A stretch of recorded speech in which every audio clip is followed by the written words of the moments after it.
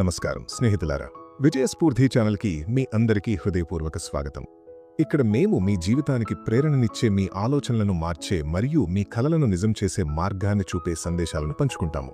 మీరు ఈ ఛానల్కు కొత్తవారైతే దయచేసి సబ్స్క్రైబ్ చేయండి మరియు తదుపరి ప్రేరణాత్మక వీడియో అప్లోడ్ అయ్యే వెంటనే తెలుసుకోవడానికి బెల్ ఐకాన్ను నొక్కండి. స్నేహితులారా, ఈ రోజు నేను మీకు కొన్ని కథలు చెప్పబోతున్నాను. ఇవి కేవలం కథలు మాత్రమే కాదు, మనలో నిద్రాణమై ఉన్న శక్తిని తట్టిలేపే అద్భుతమైన సత్యాలు. మనం ప్రశాంతంగా కూర్చుని మనసు పెట్టి విందాం. ఊహించుకోండి, ఒక పెద్ద జాతర మైదానం. అక్కడ దాదాపు 50,000 మంది జనం కిక్కిరిసి ఉన్నారు. ఆ మైదానం మధ్యలో ఒక కుస్తీ పోటీ జరుగుతోంది. ఆ పోటీలో ఉన్నది మన రుద్ర. రుద్ర ఒక సాధారణ పేద కుటుంబం నుండి వచ్చిన యువకుడు. అతని ముందు నిలబడిన ప్రత్యర్థి చాలా బలవంతుడు, ఓటమి ఎరుగనివాడు. ఆ 50,000 మంది జనం గట్టిగా అరుస్తున్నారు, ఇది అసాధ్యం, నీ వల్ల కాదు, నువ్వు ఓడిపోతావు, వెనక్కి వెళ్ళిపో అని ఈలలు వేస్తున్నారు. ఆ శబ్దం మేఘాల తాకిడిలా వినిపిస్తోంది. సాధారణంగా ఎవరైనా ఆ పరిస్థితిలో ఉంటే ఏమనుకుంటారు? ఇంతమంది అంటున్నారు కదా, బహుశా నా వల్ల కాదేమో అని భయపడతారు. కాళ్లు వణికిపోతాయి, గుండె ధైర్యం సన్నగిల్లుతుంది. కాని రుద్ర అలా కాదు. అతను ఆ జనసమూహం వైపు చూసి చిరునవ్వు నవ్వాడు.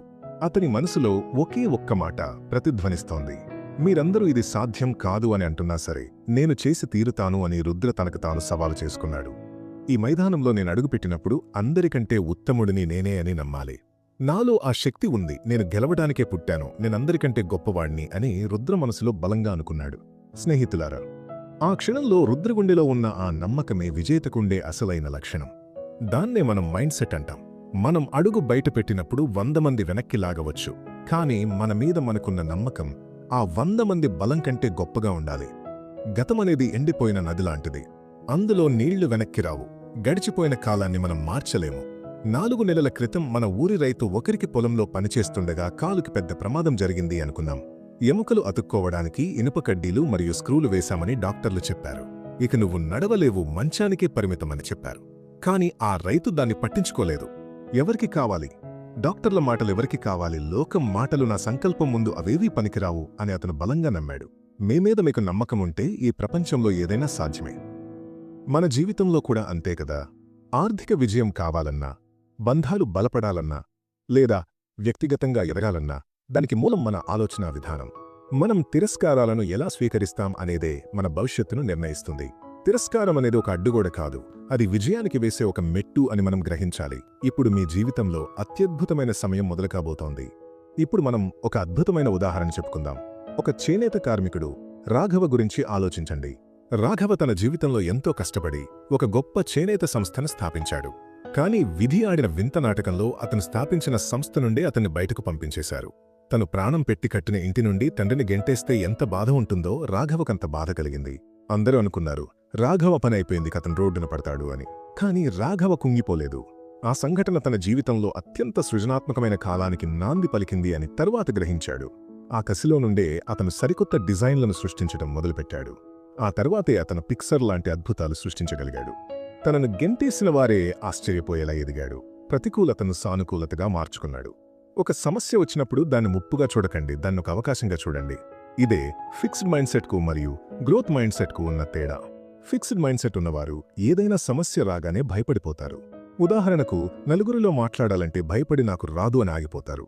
కానీ గ్రోత్ మైండ్ సెట్ ఉన్నవారు నలుగురిలో మాట్లాడటాన్ని తమను తాము మెరుగుపరుచుకునే అవకాశంగా చూస్తారు. బాస్కెట్బాల్ ఆటగాళ్లైనా లేదా మన కబడ్డీ ఆటగాళ్లైనా తమను తాము విమర్శించుకుని ఇంకా ఎలా మెరుగుపడాలి అని ఆలోచించేవారే గెలుస్తారు. వారు ఓటమిని ఫీడ్బ్యాక్గా తీసుకుంటారు తప్ప అవమానంగా భావించరు. మరొక ఉదాహరణ చూద్దాం. మనకు తెలిసిన కామేశ్వరి అమ్మ కథ. ఆమె వయసు 60 ఏళ్లు దాటింది. ఆమె దగ్గర ఒక అద్భుతమైన వంటకం తయారీ విధానం ఉంది. ఆమె తన వంటకాన్ని తీసుకుని ఊరూరా తిరిగింది. ఎన్నో దుకాణాల మెట్లు ఎక్కింది. అయ్యా, నా వంటకం అమ్మండి అని బ్రతిమాలింది. కాని దాదాపు అందరూ ఆమెను చీకొట్టారు, ఆమెను తిరస్కరించారు. ఆలోచించండి స్నేహితులారా, అన్నిసార్లు తిరస్కారం ఎదురైతే మనమైతే ఏమనుకుంటాం? నా బతికింతే అని వదిలేస్తాం కదా. కాని కామేశ్వరి అమ్మ అలా అనుకోలేదు. ప్రతి తిరస్కారం ఆమెలో పట్టుదలను పెంచింది. ఆమె నమ్మింది, నా చేతి వంటలో రుచి ఉంది ఈరోజు, కాకపోతే రేపు జనం గుర్తిస్తారు అని.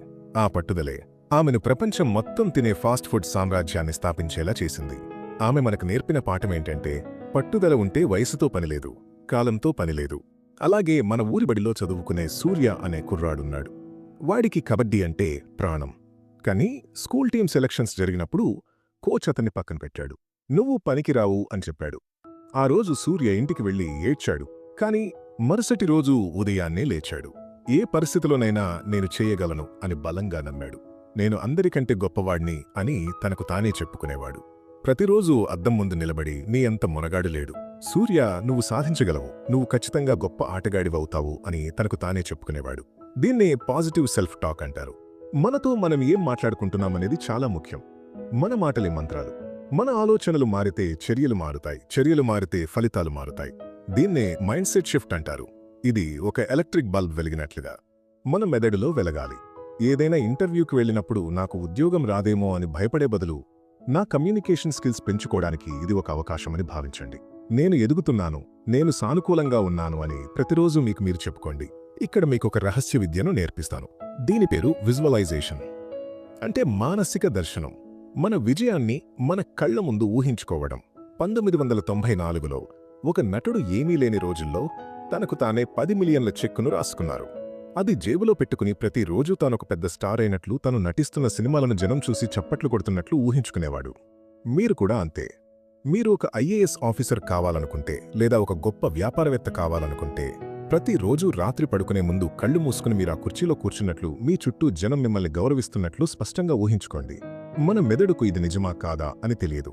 మనం ఎంత బలంగా ఊహించుకుంటే మన ఉపచేతన మనస్సు అంత బలంగా దాన్ని నిజం చేయడానికి విశ్వమంతా శక్తులను కూడగడుతుంది. కానీ కేవలం కలలు కంటే సరిపోదు, దానికి తగ్గ కష్టం కూడా ఉండాలి. స్థిరమైన కృషి మరియు సరైన ఆలోచనా విధానం, ఈ రెండూ కలిస్తే అద్భుతాలు జరుగుతాయి. థామస్ ఎడిసన్ బల్బును కనిపెట్టే క్రమంలో వేలసార్లు విఫలమయ్యారు. కానీ ఆయన నేను విఫలం కాలేదు, పనిచేయని 10,000 మార్గాలను కనుగొన్నాను అని చెప్పారు. ఎంత గొప్ప దృక్పథం కదా. మైకేల్ జోర్డాన్ లాంటి వారు కూడా ఎన్నో షాట్స్ మిస్ అయ్యారు, ఎన్నోసార్లు ఓడిపోయారు. కానీ ఆ ఓటములే వారిని విజేతలుగా మార్చాయి. ముఖ్యమైన విషయం ఏమిటంటే ఎప్పుడూ వదులుకోవద్దు. మీరు ప్రయత్నాన్ని ఆపేసిన క్షణమే వేరొకరు గెలిచే అవకాశం ఇచ్చినట్లు అవుతుంది. పట్టుదల అనేది చాలా ముఖ్యం. మీ చుట్టూ సానుకూల వాతావరణాన్ని ఏర్పరచుకోండి. మీతో మీరు మంచిగా మాట్లాడండి. ఎప్పుడైతే మీరు మానసికంగా మరియు భావోద్వేగపరంగా మిమ్మల్ని మీరు పైకి లేపుకుంటారో అప్పుడే అసలైన విజయం మొదలవుతుంది. నిరంతరం నేర్చుకోవడం మరియు నిరంతరం ఎదగడం, ఇదే విజయానికి అసలైన రహస్యం. మీ మైండ్ సెట్ను మార్చుకోండి, మీ జీవితం దానంతటా అదే మారుతుంది. స్నేహితులారా, ఈరోజు ప్రేరణాత్మక సందేశం మీ హృదయాలలో నిత్యజ్వాలలా ప్రకాశిస్తుందని ఆశిస్తున్నాము. ఈ వీడియో మీకు స్పందిస్తే దయచేసి లైక్ చేయండి, మీ అభిప్రాయాలను కామెంట్లో పంచుకోండి మరియు ఛానల్ను సబ్స్క్రైబ్ చేయండి. మీ ప్రతి మద్దతు మన శక్తి మరియు ప్రేరణ దీపం. మళ్లీ కలిసే వరకు స్ఫూర్తి, శక్తి మరియు విజయ మార్గంలో నడవండి. ధన్యవాదాలు.